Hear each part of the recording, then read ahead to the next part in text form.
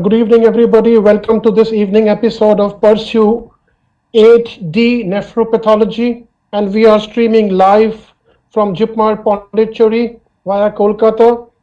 And with us, we have Dr. Debasis Gochhait. I don't think he needs any more introduction.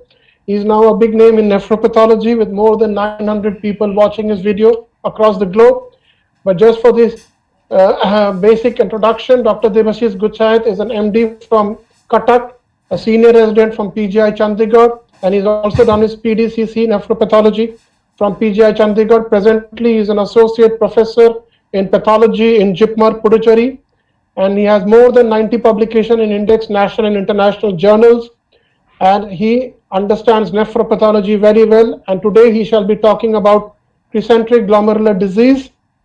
And before I ask Dr. Gochhait to take over, let me request everybody to please keep your mic muted, please keep your camera off, and please do not share your screen. And when you join, please press join now, and please don't press present now. With this, I would request Dr. Debasis Gochhait, sir, please take over and share your screen. Thank you so much.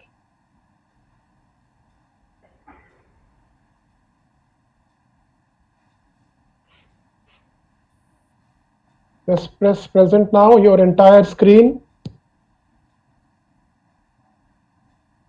Fantastic. I can see your screen coming up. Yes, sir. Please make it full screen, sir. Right. And just change your pointer, sir.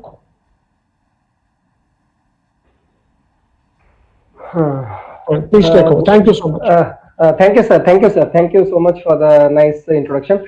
Good evening, everyone. So last class, I discussed something about non-proliferative glomerulonephritis, and subsequent to that, Dr. Shubhradeep also discussed something relating to proliferative glomerulonephritis.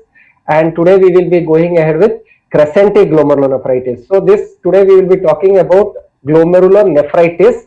So there is some amount of inflammation associated with it, and it will be presenting with nephritic syndrome. Clear? Not nephrotic, but nephritic syndrome. So inflammation and nephritic syndrome. With that, I would like to extend my gratitude to all my teachers, especially my mentor, Dr. Ritamra Nada from PGI Chandigarh, from whom I have learned the very basic of nephropathology. And Dr. Said Nadim, of course, thank you so much, sir. And I would like to stress one more point, that this presentation is simplified to the core. Nephropathy is not that easy, but I have tried to simplify it in a very basic manner so that the postgraduate people can follow it.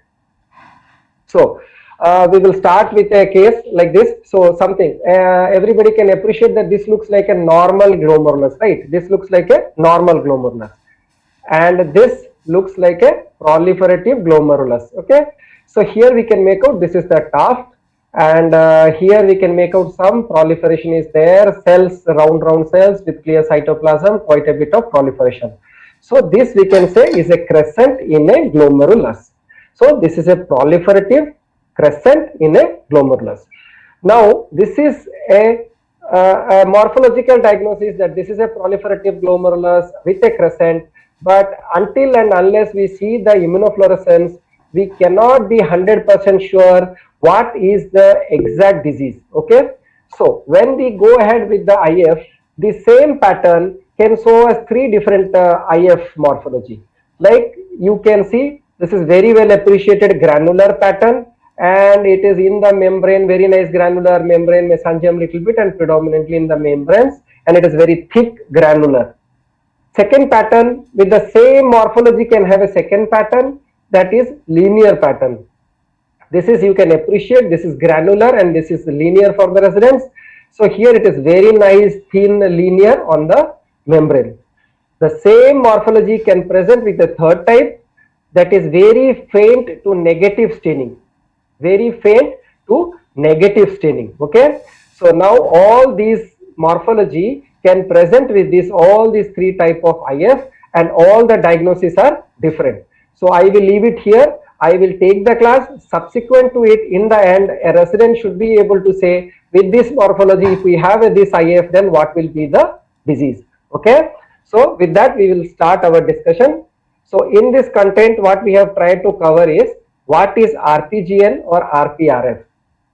So a resident, whenever a term RPRF or RPGN, rapidly progressive glomerulonephritis or rapidly progressive renal failure, these are terms used for patients who undergo a rapid clinical course. That is, the GFR of these patients go down within hours to days, not even weeks. Within days, patients will go down. So that is the term the clinical people use as RPRF. So when we get a biopsy, it will be written RPGN or RPRF. Clear? These terms can be used interchangeably, but RPGN is mostly we use as pathologists and RPRF mostly the clinicals, but they can be used interchangeably. Next, what is a crescent and what is its importance in reporting? The common causes of crescentic, anti-GBM disease, ANCA and its detection, post-immune GN, and immune complex mediated GN. In the end, I will summarize and tell you an approach, how to approach a crescentic GI. Okay. So, coming to crescentic glomerulonephritis, whenever we use the term crescentic, it usually means more than 50% of the glomeruli should show you crescents. Okay, more than 50% of the glomeruli should show you crescents. However, it is not always so, but these people will present with a rapidly progressive renal failure, or they will be presenting with rapidly progressive glomerulonephritis. This is nothing, this is not a specific disease, but what you can say, this is a morphologic expression of severe active glomerulonephritis. That means under this crescentic, many disease can come, or to say this way, that many disease can present with crescentic glomerulonephritis. The clinical picture, the IF, the morphology, the serology, all this taken together will diagnose the exact disease. So, just like I told you that these people present with nephritic, so they will have hematuria and less amount of proteinuria. I told you that it's not a specific disease. So, coming to crescent. So, a resident must know what is a crescent. A crescent is an extracapillary proliferation. I will show you pictures. It's an extracapillary proliferation of 2 or more layers of cells that are partially or completely filling the Bowman space. Okay. 2 or more layers, like here you can make out that this is the glomerular tuft and here this part is the Bowman space. But here you can make out that there is some cells in this space. So there is some proliferation happening. Whenever the proliferation happens in the Bowman space, it is called as extracapillary proliferation. Clear? And when the proliferation happens within the endocapillary loops or within these vascular loops, it is called as endocapillary proliferation. So, crescent by definition is an extracapillary proliferation of 2 or more layers of cells that are partially or completely filling the Bowman space. Now, some people say that crescent, or rather you can say most people say that crescent should cover around 25% of the area or the circumference, whereas some lesser people say that it should be around 10%. I leave you to decide, but for me, I don't take 25 or 10 because crescent is a 3-dimensional structure. See, glomerular tuft is a 3-dimensional structure. So, crescent can be upper, lower, anywhere. So, when we are taking a section, we are never sure it is 10% or 25%. In the initial cut, it may show 10%, but when you go take serial deeper, you may see it is extending to 25%. So, or it may be going to full circumference or even 60%, 70%.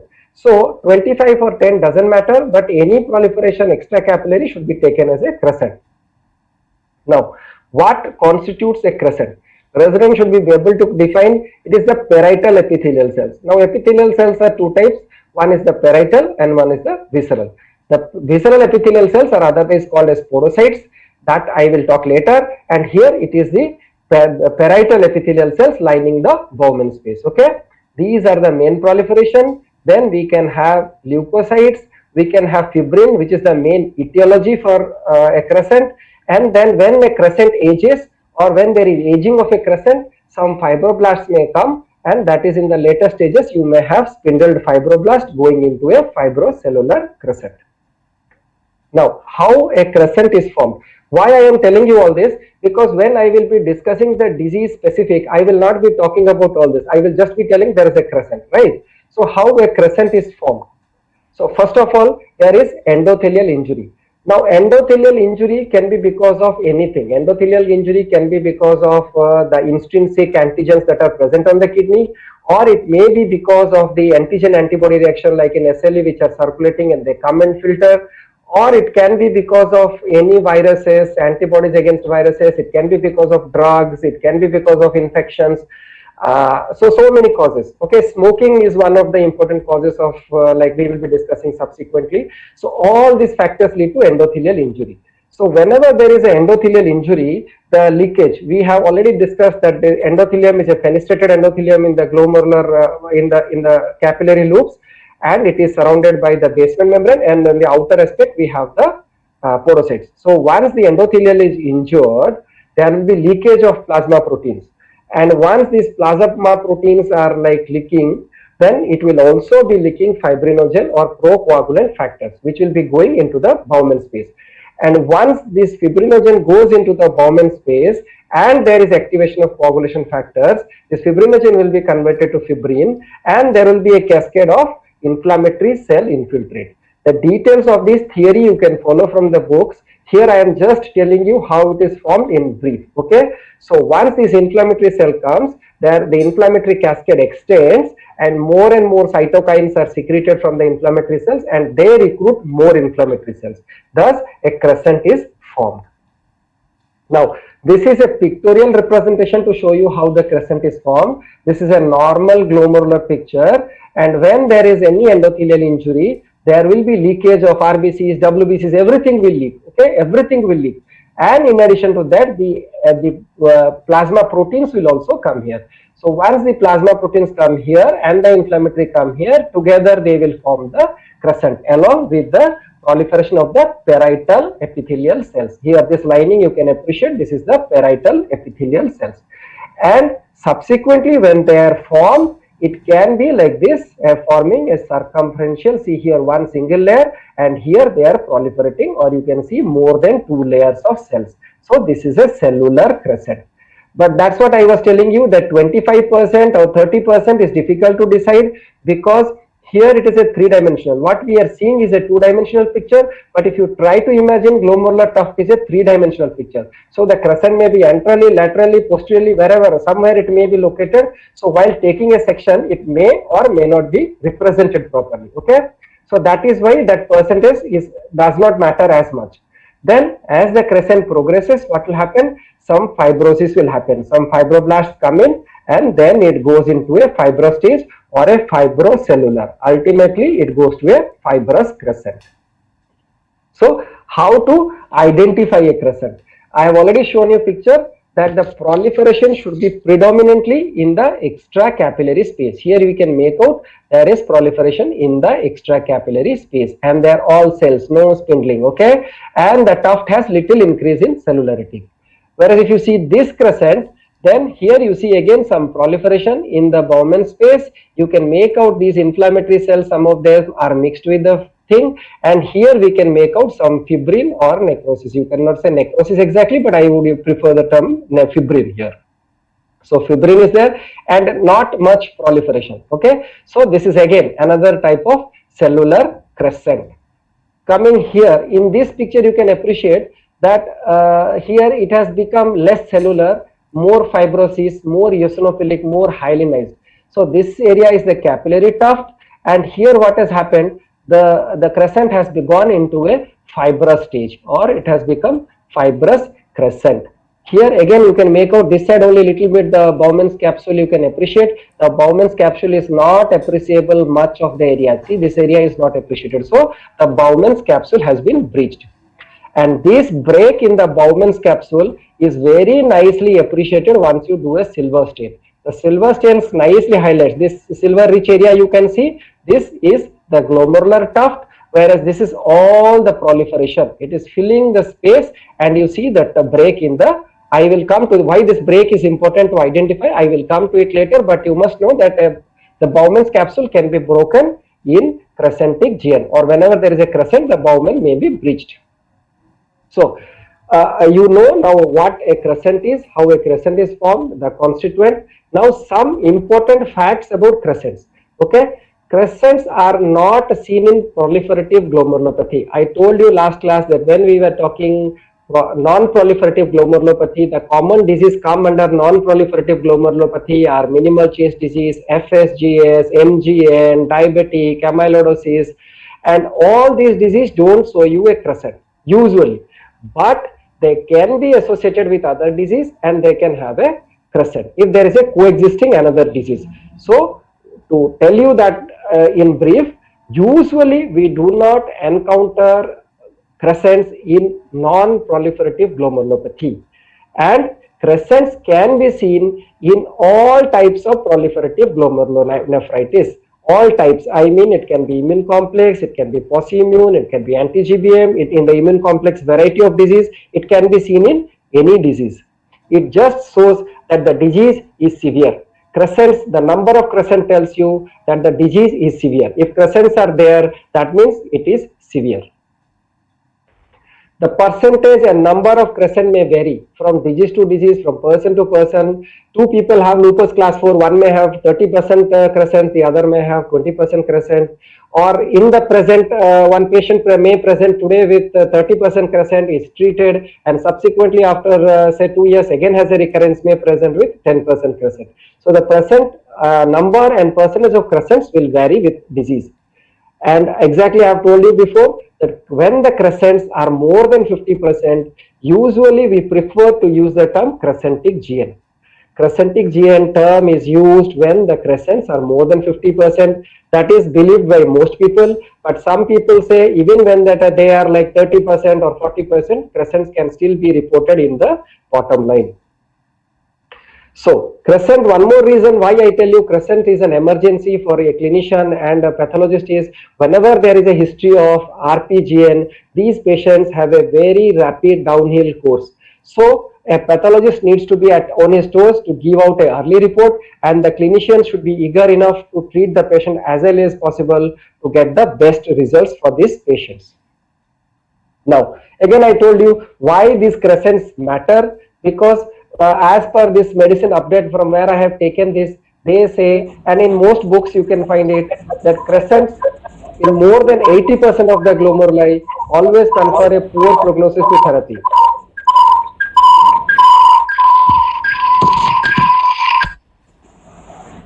So crescents in more than 80%, I mean to say if crescents are in good number or they are occupying most of the glomerulus in the biopsy, that confers a poor response to therapy, and that says that these patients will respond poorly and they have a chance to progress to renal failure.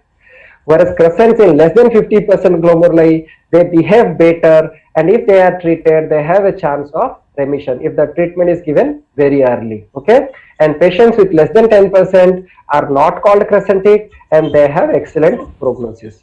So can I just interrupt for a minute? Can you just press that hide thing? It will just pop up, will disappear. Press on the hide. Okay. Oh no, it's your presentation is gone. And now you just come back with your presentation. I think something. Okay, choose your presentation from below, please. Actually, from the thing.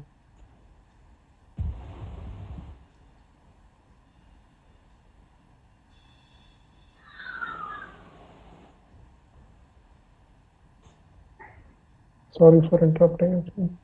Okay, you can just press that hide thing. Yeah. Just press, or you can drag it in the corner if you have to. Sir, I'll drag it.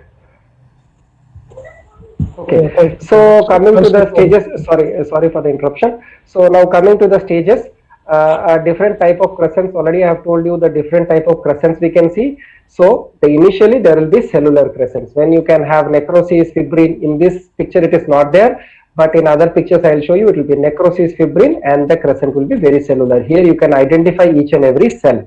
Okay, so here again in the PA stain you can identify that there is increase in cellularity, and the Bowman's membrane is not clearly appreciable here. So probably there is some breach. So this is a cellular crescent.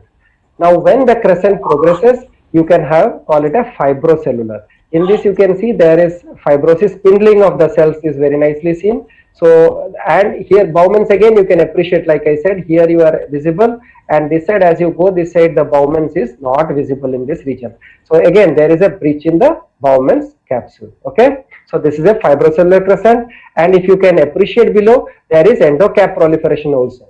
Like Dr. Shubro said, if you are not able to see the capillary loops and they are filled with inflammatory cells, then we say it is endocapillary proliferation. The same thing has happened here also. You can appreciate here that their neutrophils are increased in numbers. We are not able to see the capillary loops. The cells are increased and there is lobular accentuation. So this is a proliferative GN with a fibrocellular crescent. Now, same crescent when progresses further can lead to a fibrous or an end stage. This is the end stage of a globe. After this, the globe, nothing can be done. Even if a patient is treated in a fibrotic stage, the patient is not going to come back, or the glomeruli will not revert back to its functional state. So, the patient has to be treated when it is in the cellular state. Now, so what are the differentials of a crescent? I have told you how to identify a crescent. So some common differential as nephropathologists we face in day-to-day life is intraglomerular or periglomerular fibrosis. If you read nephropath details, I cannot go in detail, but this intraglomerular fibrosis or periglomerular fibrosis is a feature of ischemia. Whenever there is vascular limitation or whenever the blood supply to the kidney is limited, there is some disturbance to it, then what will happen? There will be some amount of ischemia, and that will result in wrinkling of the basement membrane, thickening of the basement membrane, and intraglomerular sclerosis. But you can again appreciate the Bowman's capsule is intact, very nicely intact. Okay, here even this one you see, this is the tuft which is almost like sclerosed, and the Bowman's we can appreciate very nicely, and this is uniform and this is all sclerosed. So so when to identify or how to differentiate, this is another picture where it is just started, so the tuft is still okay and we have some amount of intraglomerular fibrosis. But again you can appreciate the Bowman's is thickened and it is wrinkled. Usually Bowman's will be a single straight line like this or a curved line like this, but here even the tubules you can appreciate the tubular basement membrane are also wrinkled. That gives, even here you can appreciate they are wrinkled. That gives you an indirect evidence that there is some amount of ischemia and this is not probably a crescent. And also we have to correlate it with the clinical background. The other thing that comes to your mind or residents should remember is crescent versus pseudocrescent. Pseudocrescent is something that somebody may ask you, what is a pseudocrescent? It's nothing but a collapse, or it is a collapsic type of GN where people use the term crescent. Remember I told you extracapillary proliferation. Extracapillary proliferation happens in two conditions. One is a crescent where the parietal epithelial cells proliferate, whereas the other is a collapse where the podocytes proliferate. Here the podocytes are proliferating. I had told you when I took non-proliferative GN that in only one kind of trauma or injury, podocyte will proliferate, that is collapsing GN. In MCD, the podocyte number will remain intact. In FSGS, the podocyte number will reduce, and that is why the basement membrane will interact with each other and they will be sclerosed, whereas in one condition, the podocytes increase in number is collapse. So this is also another type of extracapillary proliferation, but this is called as a pseudocrescent. So how will you differentiate crescent versus pseudocrescent? It is actually in real life, it is easy to differentiate, but there will be cases where we also find it difficult and we take second opinion from each other. I send slides to my colleague or nephropathologist, my fellow, to take an opinion. Sir, I am feeling like this is a collapse. Do you feel this is a collapse or crescent? So there are difficult times also. But in this case, whatever pictures I have put, they are very classical. Here this is visceral podocytes and here it is, here it is visceral epithelial cells, where it, parietal epithelial cells, and here it is the podocytes or visceral epithelial cells. So you must remember to differentiate this is, and there will be no gap because these cells are coming from the Bowman's capsule side, so there will be no gap here. But because these cells are coming from the podocyte from the capillary basement membrane side, so there will be a gap like this. But it is not always easy. Sometimes this cell will proliferate so much they will fill this space. Okay, so there will always be difficult. So this is one of the features. The another is you find a breach in the basement membrane crescent. in collapse, you usually do not appreciate a breach in the basement membrane. That is the second difference. And coming to the third difference, here you will have necrosis, fibrin, and you will have inflammatory cells within the crescent. Whereas in the collapse, you will not have necrosis, you will not have inflammatory cells, but you can find protein resorption droplets in the epithelial cells or in the podocytes because of heavy proteinuria. Okay, so here spindling can be appreciated. As the crescent ages, there will be some amount of spindling, whereas in a collapse, there will be no spindling of the cells throughout the course. So no spindling, and this will usually be associated with nephritic syndrome, hematuria, and other things will be there, whereas collapse is associated with massive proteinuria, or proteinuria can go up to 7, 8, 9 that I had told you that day, that it can be very heavy proteinuria and usually not associated with hematuria. But remember again, collapse is not only seen in FSGS, or collapse can also be seen in any immune complex mediated disease. Collapse is just a pathological finding, and that is because of the podocytic injury. So collapse can be seen in crescentic, collapse can be seen in any immune complex mediated GN, collapse need not always be seen in non-proliferative GN. Clear? So coming to the diseases that are associated with crescents, if you ask me in brief, any immune complex mediated GN can have a crescent. Crescent is just the severity of expression. Okay, so in immune complex mediated disease, the most common disease that we encounter is SLE. Okay, so in SLE, we have very high incidence of having crescents, and the crescent percentage may vary from 2, 3, 5 to even 30, 40, 50%. The other immune complex mediated GN IgA can have, and rather to put you, any MPGN or any membranoproliferative glomerulonephritis can have crescents. So I have not put it, so you can remember in brief, immune complex mediated GN can be associated with crescent, but crescentic GN, or more than 50% of crescents are usually seen only in case of lupus nephritis for the residents, and very rarely seen in other MGNs or other type of MPGNs. The second or the most common type where we find this crescentic GN is possimmune, and the third is anti-GBM. I'll come to the detail. So I will be giving you some case. This is not a real case. I have tried to make it to give you an idea. So here I am saying this is a 24-year-old male who presented with RPRF, rapidly progressive renal failure, right? So here this is young and this is male. So what is the expectation? Remember that in younger patients, we most commonly find immune complex mediated GN, whereas as the patient goes on aging, we find that the other causes of like possimmune causes are more common in elderly patients. Okay, so 24 male. Had it been female, I can expect lupus, but male may not be lupus or would be some other form of immune complex mediated GN. That is my expectation as a pathologist before I see the slide. Okay, so now we will come to anti-GBM glomerulonephritis. So this patient actually had anti-GBM glomerulonephritis. This is one disease described first time in 1919 by Ernest Goodpasture.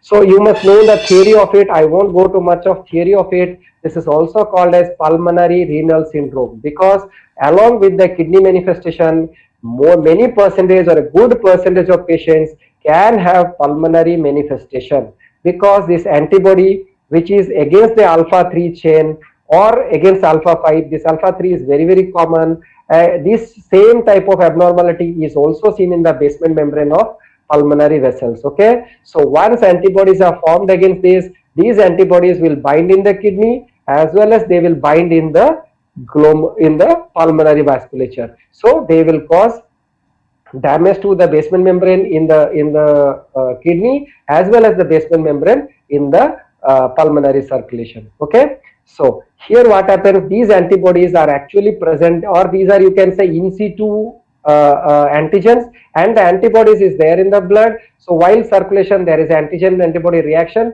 and that happens in the kidney itself. So if it happens, it is confined to the kidney, then it is only renal manifestation. If the manifestation extends to lung also, then we called it as pulmonary renal syndrome. Okay, so and is though a immune complex mediated GN, but it is a special type. That is why it is kept out of the immune complex mediated GN, because this is a rare recurrence. All immune complex mediated GN, or you can say all autoantibody mediated reactions, can happen again and again, and there is a chance of a recurrence. This is first of all a in situ thing, and there is a rare chance of recurrence. Second thing, plasmapheresis is very useful in patients with anti-GBM. That is why we need to identify this disease very accurately. If anti-GBM disease is identified early and plasmapheresis is given, these patients do really well. Corticosteroids can be given later on depending on the stage and the type of disease the patient has. And the distribution is usually bimodal. Remember, I gave you example of a 20-year-old, but this can also be seen in 50 or 60-year-old people. In younger, it has a male predominance, or you can say a male preponderance, but in the elderly age group, there is no male versus female, it is equally prevalent.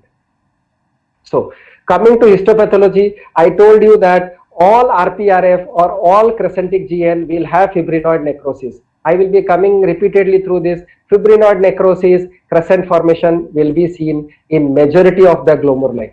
And what will happen in anti-GBM, one classical feature is that majority of the patients will have some degree of crescent in more than 75% of the glomeruli. Okay, 75. So if you have 100 globe, 75 will be showing you crescent. That is why this is classically classified under crescentic GN. Okay, usually when it is more than 50, we say crescent. So in majority of these anti-GBM patients, you will finding 75% glomeruli. So when I see a biopsy which has around 80% or 70% or 80% crescents, I will think of three diseases, that is anti-GBM, posse-immune, and immune complex at all. If at all immune complex, young female, it could be SLE. Clear? So, but there are milder forms of the disease which can have focal and segmental pathology. You may not get crescents up to 75%, it may be focal, it may be just few glomes showing crescents. And because this doesn't recur, it comes and goes, so all crescents will be in similar or parallel stage. If it is cellular, all crescents will be cellular. If it is fibrocellular, most crescents will be fibrocellular, and if fibrous, most crescents will be fibrous. So crescents follow a similar or parallel stage. Okay. The other important things, two things, that when we see a proliferative crescent, we try to look at the glomerular tuft also. It is not just the crescent that we look, we try to look at the glomerular tuft also. And which is the best place to see the glomerular tuft? The best place is the least affected globe. The least affected globe, where we should search for seeing two things. One is whether the basement membrane of the capillary loop is of normal thickness. If it is of normal thickness, then it can be anti-GBM or posse-immune, but if the membrane is thickened, it is likely to be immune complex mediated GN. The second thing that we try to look for is a normal glomeruli in lupus or in class 4 or lupus, which is the severe form, where we find so many crescents. In that cases, or in those cases, the pathology will be seen in almost all globe. They may not show you crescent, but at least proliferation will be evident in most glomerulus. But here what happens in anti-GBM, one will be showing you crescent, necrosis, everything, and just nearby you see another globe that will be looking absolutely normal. So when we find such a feature, then we should suspect that it could be posse-immune or it could be anti-GBM. I will be again and again saying this feature, so please try to remember this. And because there is severe tubular glomerular injury, there will be severe tubular injury too. And in the tubules, you can find ATN, you can find RBC cast, WBC cast, because the membrane is damaged. So everything will leak through the membrane. All cells will pass, all fibrin, plasma, everything will pass. So these things will be like clogged in the tubules. So you may get a RBC cast, WBC cast in the tubules. And interstitium will show various degree of inflammation, which will mostly be chronic lymphocytes and like histiocytes. And occasionally you may get a multinucleated giant cell and a granuloma like reaction also. Again, I told you that when these crescents in anti-GBM, they progress, they follow a parallel kind of disease progression. So if one goes to fibrosis, the other will also go to fibrosis. That is another catch point that we have when we are looking for subtle features on morphology.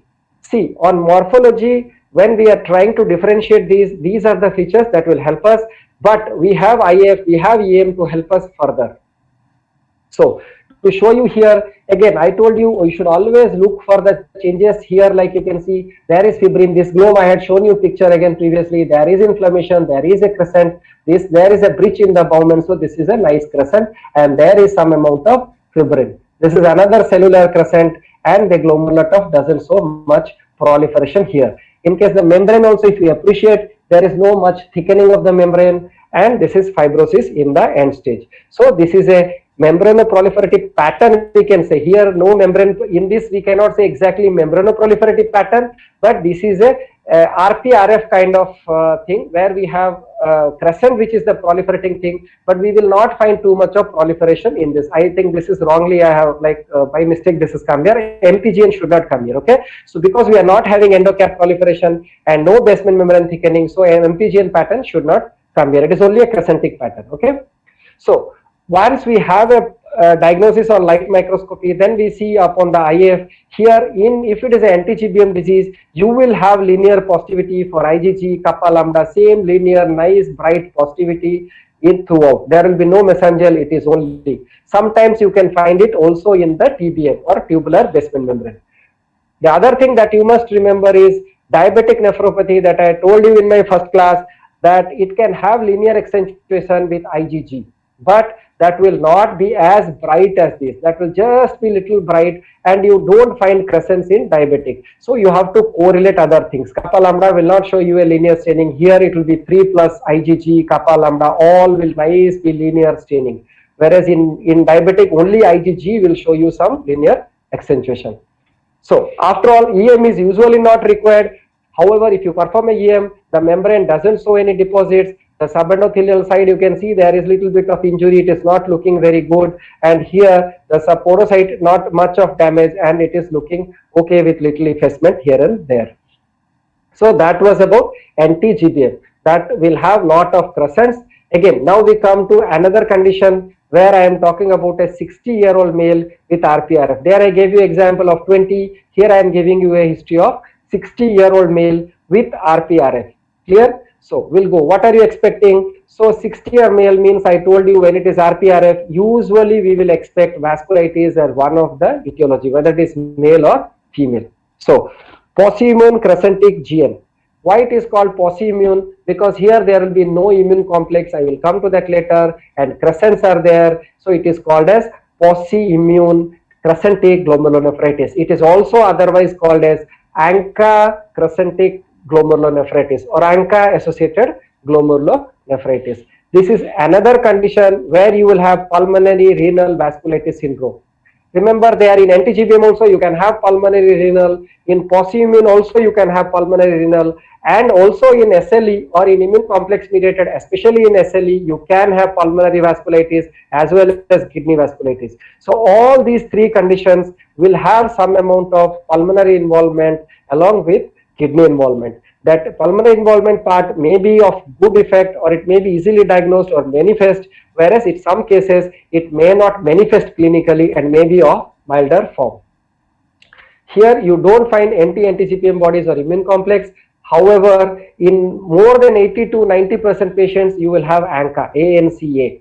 Only 5% patients with Pauciimmune crescentic GN are ANCA negative. So I will talk to that later, but you must remember, when we are talking about Pauciimmune, it is always talking about ANCA, anti-neutrophilic cytoplasmic antibody. When we are talking about Pauciimmune, we are talking about ANCA. 90% cases will be positive. However, 5 to 10% of crescentic GN may be negative. So they are called as ANCA crescentic GN. They are very common in older people.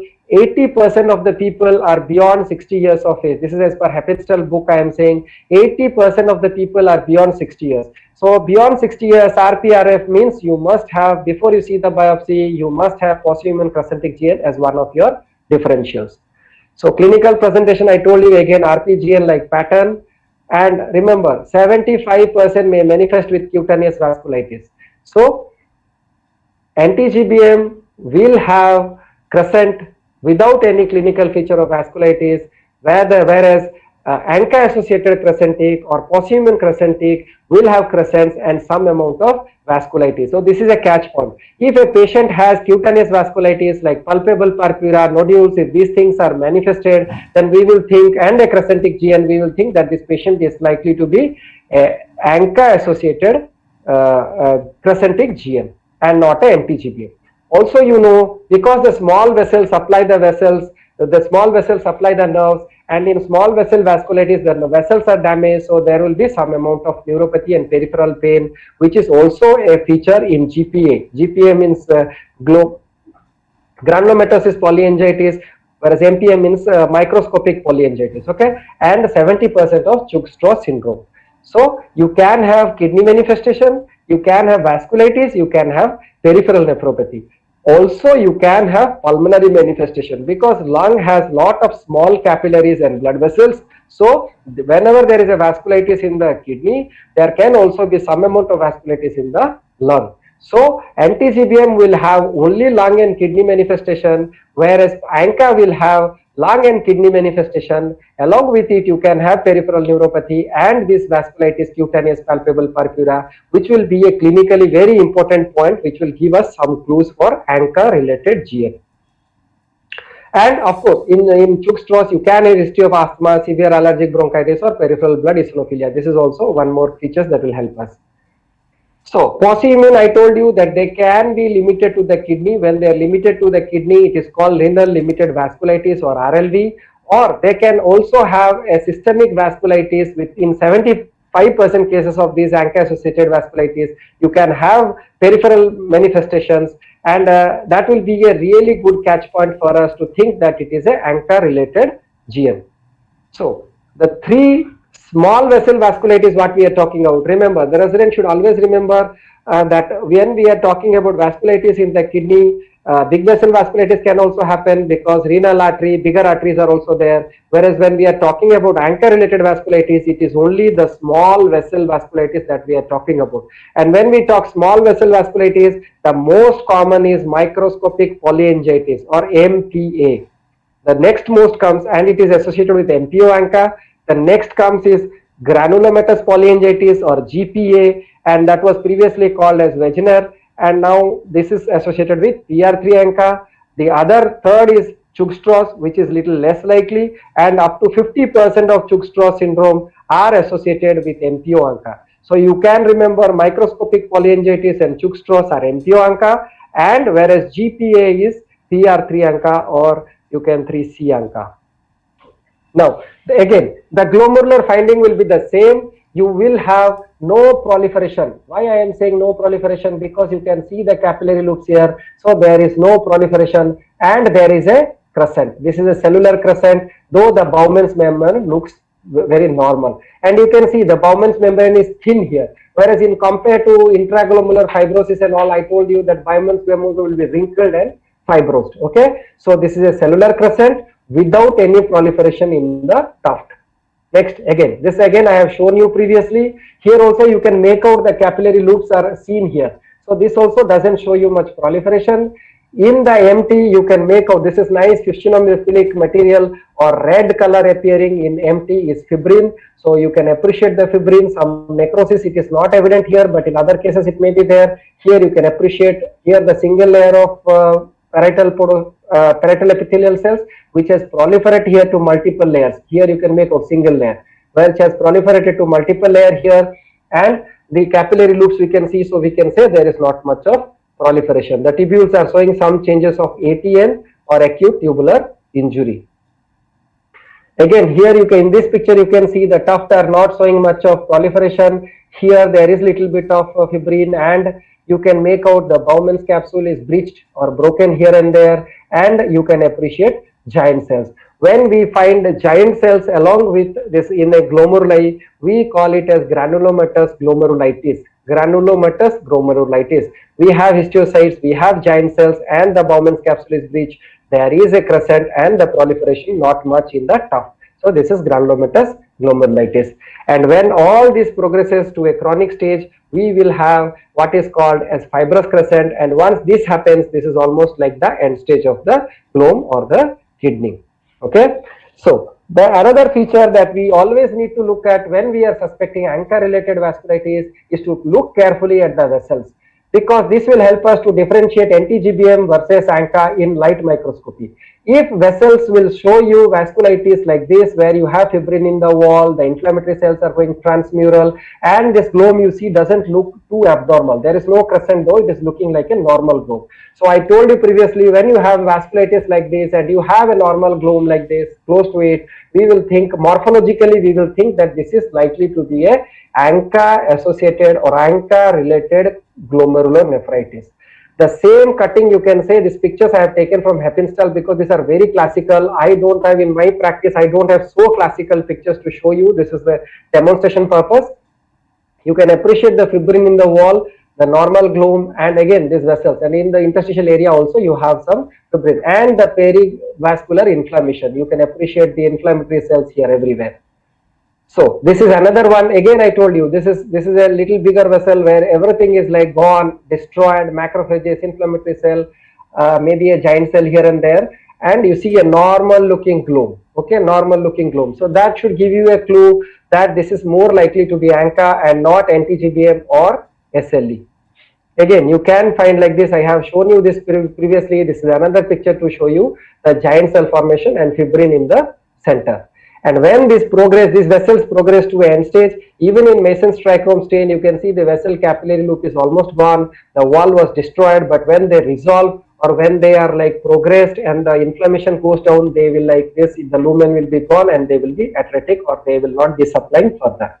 Okay. So now coming to small vessels, vasculitis manifests as crescentic. That's what I told you, that small vessel vasculitis, MPA, GPA and Chugh-Strauss will present as crescentic GN, whereas when we are talking about medium or large vessel vasculitis, they will present with infections. And this is the picture, like this is how an infection will look like. Understand, everything is gone, dead, coagulative necrosis like, and you don't have a crescent. There is no proliferation, extracapillary, endocapillary, nothing. So medium and large vessel vasculitis will present mostly as infection. The infection severity will depend on the size of vessel that is involved, whereas in small vessel vasculitis we will have crescentic GN.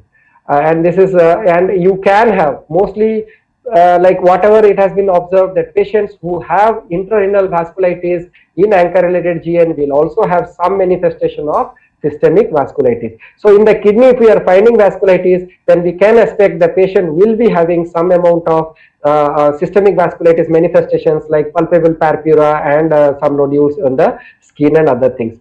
And then one more thing that is important thing that I will talk about vasculitis for the residents is vasculitis is always segmental. Remember that in one cut you may not see, you go a little deeper, you may see changes of vasculitis. So in all vasculitis, this is a feature, especially in the large vessel vasculitis, temporal arteritis and other things where you will find this is a segmental. So in one cut you may not find, in another cut you may find it. So if in this case, if we do a IF, it will usually be negative like this, or there may be focal trapping and staining because there is necrosis, because there is leakage of fibrin proteins and all antibodies are gone here. So there will be some amount of brightness or there will be some amount of trapping of the antibodies, and so there will be bright areas. But you see the other areas, they are purely negative. See, one more thing for the resident is on IF, when do we say positive is, people use different scale. Some people use 1 to 4 plus, 1 plus, 2 plus, 3 plus, 4 plus. Some people use 1 to 3 plus. I prefer to use 1 to 3 plus because that gives little bit of lesser subjectivity. Because 3 plus is very strong, 1 plus is like minimal, and in between you can. But when you use 1 to 4 plus, that 2 and 3 is always subjective. You never know whether it is 3 plus or 2 plus. Okay. So if you take this is even if you put it as 1 plus, then it will not be taken as significant. As staining to be taken as significant should be minimum 2 plus and above. Okay. So again, here you see little bit of focal trapping or negative staining. Same picture again, ANCA or anti-GBM, ANCA, these diseases don't need an electron microscopy. They are morphological and they can be diagnosed in IF and serology. They don't need like electron microscopy. But if you do an electron microscopy, then you can appreciate here, this is the membrane. I showed you this is the membrane. There is no reaction in the membrane. Okay, the membrane is absolutely of same uniform thickness, and these are some platelet aggregates, and below here you can see some fluffiness in the subendothelial region because the endothelium is damaged. Okay, this is fibrin, and this is like how fibrin will look in EM, and the podocytes are looking okay, little bit effacement is there here and there. Here also little bit effacement is there. In this area it is little okay, but here there is effacement. So I would say that the membrane is okay, there is platelet, the endothelial swelling is there, and the membrane thickness is not altered. Also, you can appreciate the disruption in the membrane. Membrane doesn't show any deposit, and there is breakage in the disruption of the capillary membrane. So that these are the features that you will appreciate in electron microscopy. So classification, this is I have told you that if we find glomerulus so crescent in more than 50%, we call it crescentic. Less than 50%, I prefer not to put it as crescentic. But if it is focal, or you can say less than 50% crescent or more than 50% of the glomeruli are normal, these people will have the best prognosis, whereas sclerotic ones or more than 50% of globally sclerosed ones will have the worst prognosis. Because again I told you, once the glomeruli or the crescent is sclerosed, it cannot be reverted back by any kind of treatment. So these patients have to be treated faster and earlier. And to classify something, again I told you that almost all patients will show you crescent when it is ANCA or NTGBM, but remember, in less severe disease, you may not have all the glomeruli showing you crescent. So the minimum criteria for post-immune crescentic GN or for minimum criteria for ANCA associated GN post-immune is staining should be minimum 1+ or less, and at least one or more glomeruli should show necrotizing lesion or crescentic GN on light microscopy. At least one glomerulus should show you necrosis with crescent. Whenever this feature is there and IF is negative, we think that it could be ANCA related, though it may not have crescents up to 60% or 70%, but still we can suspect this. So necrosis is a very, very important feature, and crescent is a very, very important feature to appreciate. So approach is how? So this you can always follow. When more than 50% are globally sclerosed, it will automatically go to the sclerotic class, which has the worst prognosis. More than 50% of are normal, it will go to focal, which has the best prognosis. And when more than 50% are cellular, then it goes to the crescentic class, which needs to be treated as far as possible. And when none of them are there, like it is a mix of all the three and none of them are more than 50%, we put it into the mixed category. So little bit about ANCA, and then like I will be coming to the other crescentic GNs. Okay, so you need to know little bit about ANCA, because this GPA or granulomatosis polyangiitis and microscopic polyangiitis, 80 to 90% of these cases are associated with ANCA. 80 to 90%. So almost like you never see a case of GPA or MPA without ANCA. And even in Chugh-Strauss, it is around 60% of patients are associated with ANCA or MPO ANCA. Okay. And one more thing that a resident must remember, that NTGBM and ANCA can coexist together, or you can say in ANCA related diseases, 30% of the patients will have NTGBM disease. Okay, may have NTGBM disease. So that I will come how to diagnose. So crescentic GNs can be ANCA negative also. I told you previously that 5 to 10% of crescentic GNs or post-immune GNs can also be negative for ANCA. The prognosis and treatment though remains the same, whether it is ANCA positive or ANCA negative, the prognosis and treatment remains the same. So usually we when the clinician tells us that it is ANCA positive, we ask them whether it is P ANCA or C ANCA. Cytoplasmic ANCA is specific for proteinase 3, whereas P ANCA or perinuclear ANCA is positive for myeloperoxidase. Okay, and the dual positivity doesn't happen, it is very rare. This is C ANCA, how it will look in the immunofluorescence. If you observe in a immunofluorescence microscope, indirect immunofluorescence we do, then we can see that this is nice staining. The nucleus is not totally taken up as cytoplasmic staining. This is C ANCA, whereas this is called as P ANCA or perinuclear. Here the nucleus is very, like you cannot make out the nucleus, so here it is called as P ANCA. Or in the perinuclear area it is staining. Here you can make out that the cytoplasm is not totally taken up, whereas the perinuclear area is dense. So this is P ANCA. So actually P ANCA is done by two methods, or you can say ANCA detection is done by two methods, and usually it is recommended that indirect immunofluorescence, which is a easily available thing, and enzyme immunoassay or ELISA is less commonly available, but this is more specific. So it is recommended for the clinicians to test ANCA by both methods, because this is a sensitive method but specificity is less, but this is a very specific method. So this, whenever it is ELISA, somebody tells me that by ELISA ANCA is positive, I will take it as a very sensitive thing and I will always interpret it as significant. Remember that ELISA tells us specific whether it is against MPO or against PR3. But sometimes when in indirect immunofluorescence, if these slides or pictures are not good or staining is not good, the person who is interpreting is not expert, can always confuse between P ANCA and C ANCA. Whereas in ELISA there is no confusion, it will always give you a specific P ANCA or C ANCA. Why that is important? Because this P ANCA, whenever I say P ANCA, but P ANCA should be specificity for NT-MPO. So if MPO P ANCA is there, then it is associated with crescentic GN or it is associated with MPA, whereas P ANCA not associated with MPO can be seen in many other diseases. So if ELISA will, if IF will tell you that P ANCA is positive, it can be any of these along with kidney disease. But if ELISA tells you that it is specific for MPO, then we will think that it is only because related to kidney or crescentic GN.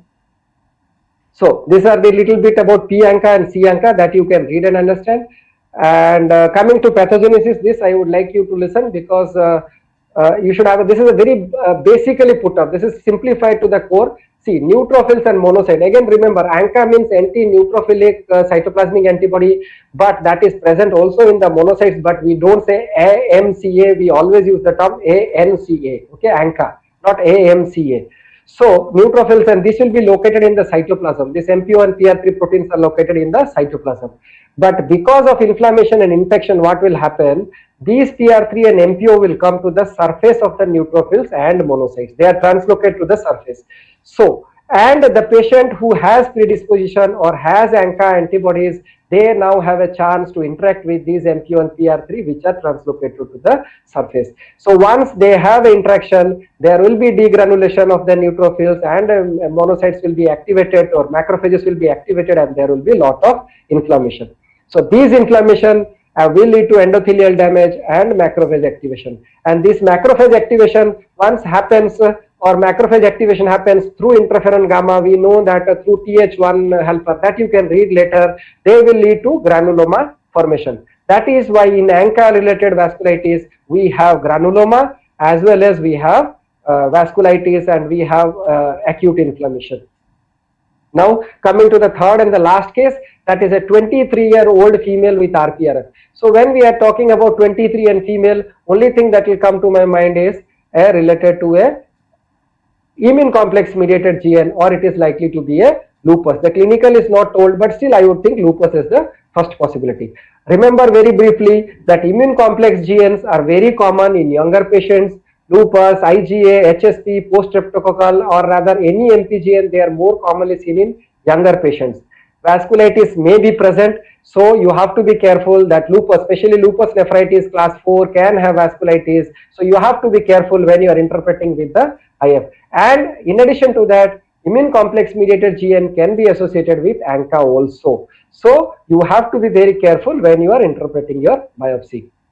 So in difference to all the other pattern, I had written an MPGN pattern there, but that was a mistake. Here it is actually MPGN pattern because here you can appreciate there is the proliferation, the membrane are thickened, there is endocap proliferation, we cannot see the capillary loops, neutrophils are there and a fibrocellular crescent I showed you. So this is a typical MPGN pattern. So proliferation with crescent is always immune complex mediated GN. Proliferation without proliferation crescent can be anti-GBM or ANCA. So here again there is proliferation. In this there is no proliferation, no crescent, but you can appreciate the wire loop lesions, nice membrane thickening or the wire loop lesions.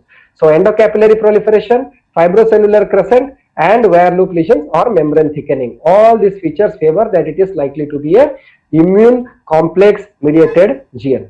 So I told you that sometimes vasculitis can be seen and that you have to be careful in lupus patients, and vasculopathy is when we have vascular changes without inflammation.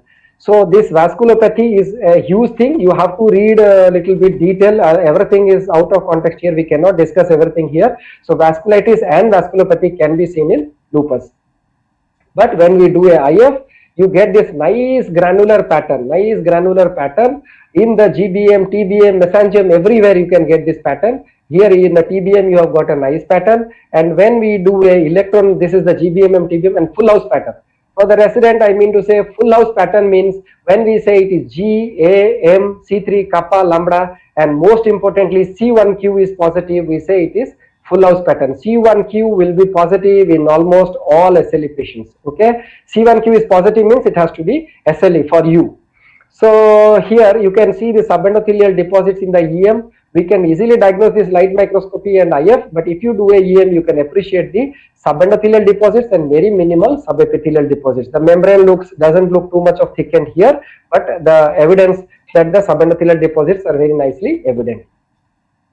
I told you about coexistence of disease. So ANCA and anti-GM can coexist together. So how to diagnose it? These patients with anti-GBM will have linear staining, but if ANCA is positive in them serologically, then we say that this is anti-GBM and ANCA, and patients with anti-GBM and ANCA have better prognosis than only anti-GBM disease. Similarly, immune complex and ANCA can coexist together. This is post-immune, but we cannot diagnose this because immune complex means the kidney will have some IF deposits. So ANCA is confirmed by serology, whereas kidney biopsy will do so you immune complex. Okay, that is how we say that it is a immune complex mediated GN associated with ANCA, because ANCA will be negative but immune complex will be present. So these biopsies will show you immune complex, but serologically ANCA will be positive. And one more thing that I would like to stress is any patient with crescentic GN, ANCA testing is a must, because we never know how ANCA is, when or ANCA is coexisting with other disease. So whenever there is a significant number of crescents, patients should be investigated for ANCA.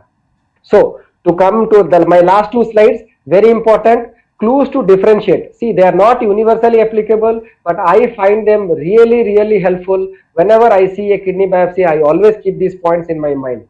So whenever we are seeing a immune complex mediated crescentic GN, when it is a younger patient, we find endocapillary proliferation, membrane thickening, we will always think of SLE.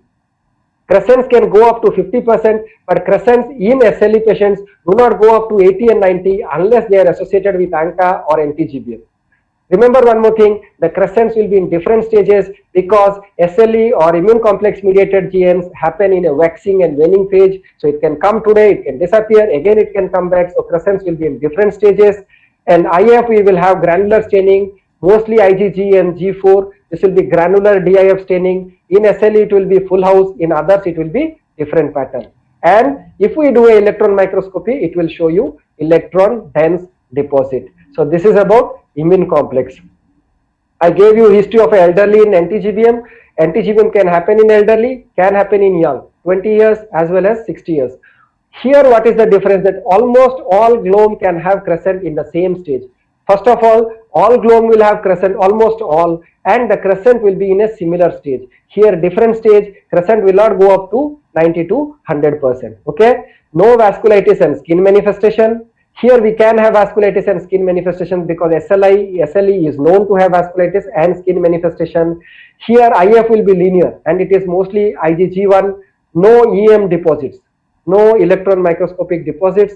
Whereas in ANCA, it is mostly in elderly, the crescents are in different stage. Vasculitis may be prominent, it may not be there because you are seeing a small bit of biopsy. It may not be evident on many occasions, but if present, we will be able to appreciate it, or we should be able to appreciate it. Palpable purpura is a clinical finding. Sparse to negative DIF staining. Remember, negative DIF staining and no electron microscopy deposits. So to approach crescentic, once you see a light microscopic picture, if I see a light microscopic picture with crescents more than 50%, I will first look at proliferation.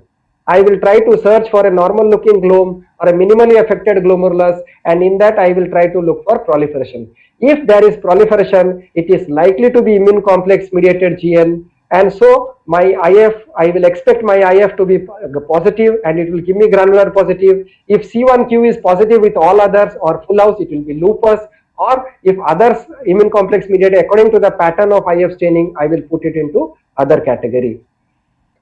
If I don't find any proliferation in the tuft, I find normal glomerulus nearby vasculitis or nearby a crescent, then there are two possibilities. I will try to look for vasculitis. If I don't find any vasculitis, it can be anti-GBM. I will do IF where I will expect a linear staining. Whereas if I find vasculitis, but remember again, vasculitis may not be evident in all cases. So this feature, if it is evident, it becomes easy and it helps us to differentiate anti-GBM versus ANCA. And proliferation will help you to differentiate, even if vasculitis is there, proliferation will help you differentiate morphologically immune complex or SLE versus ANCA. So here I will expect my DIF to be negative, and so the last slide that I would say is, during interpretation, a pathologist or a nephropathologist just not sees morphology and has to give importance to age, sex. I showed you the importance of age and sex. Then clinical presentations, dyspnea, hypertension, neuropathy, allergy, skin manifestations, urine findings, whether it is nephrotic or nephritic, or what is the, how much is the active sediments, serological findings, all these are important when we interpret a kidney biopsy. dsDNA, ANCA, anti-GBM, complement levels, PLA2R, viral markers, hepatitis, HIV, histopathology, and in histopathology you have to see light microscopy, immunofluorescence, and EM. If required in some cases, you have to. These two are most important, whereas EM may be required in some cases.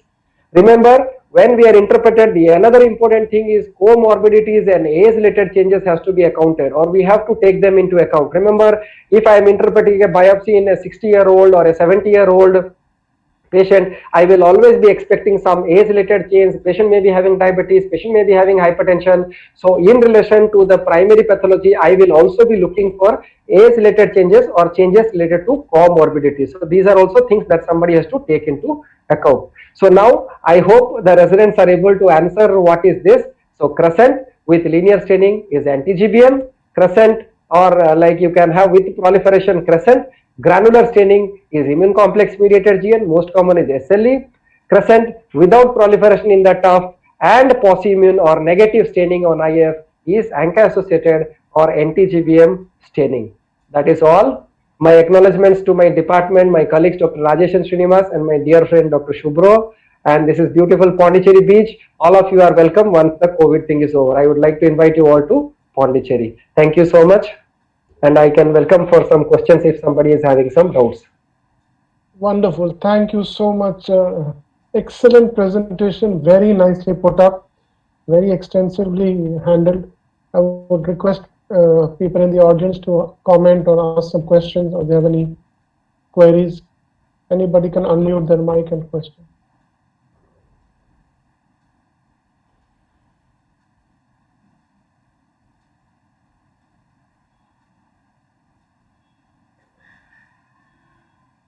Dr. Mahesha says, excellent detailed presentation. Thank you, Dr. Debasis.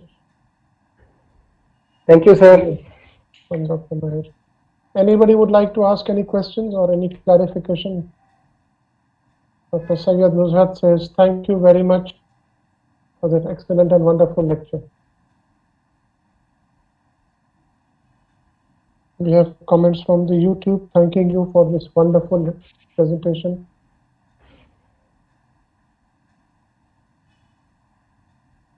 Right, I think there are no questions. Thank you, Dr. Debasis. Excellent presentation. Thank you. Mahamaya, very nice presentation, Dr. Debasis. Special thank to Nadeem, sir. Oh, why me? Oh, thank you, sir. Thank you. My pleasure. Thank you, Dr. Debasis. Thank you so much. God bless you. I think we have one more presentation left next week from you. Sir, yes, right. Absolutely. Right. Thank you so much. So we'll see you next week. Thank you so much. Thank you everybody for joining in. Thank you everyone. Good night. Thank you everyone. Good night. Thank you. Bye.